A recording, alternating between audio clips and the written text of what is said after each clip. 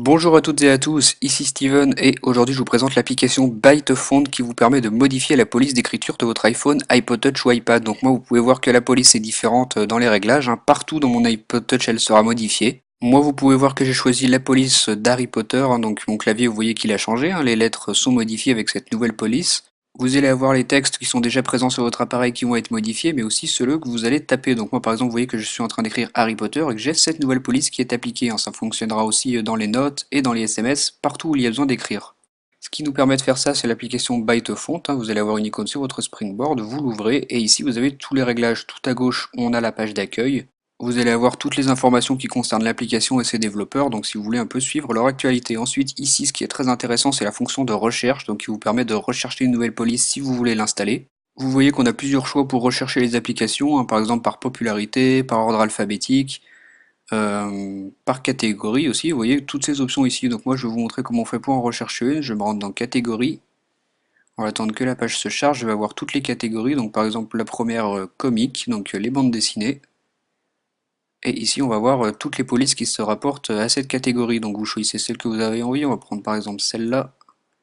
Vous descendez un peu dans le bas, vous avez un aperçu de la police, et ensuite vous avez Install, donc un bouton qui va vous renvoyer sur Cydia pour installer cette nouvelle police. Ensuite, quand vous avez installé une police ou celle de base, vous pouvez la sélectionner ici. Donc moi, vous voyez que j'ai sélectionné Harry Potter. Vous pouvez prendre toutes les polices qui sont installées ici et les appliquer. Vous pouvez aussi faire Restore Original pour remettre la police par défaut si votre changement ne vous plaît pas.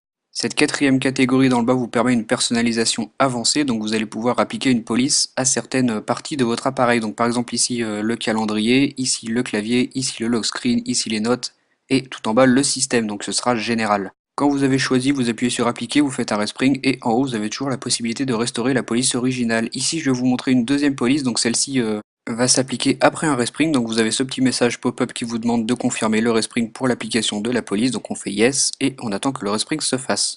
Comme j'ai choisi une application générale, la police va s'appliquer partout sur notre système, donc vous voyez par exemple l'heure, la police a déjà changé et dans la barre de déverrouillage aussi.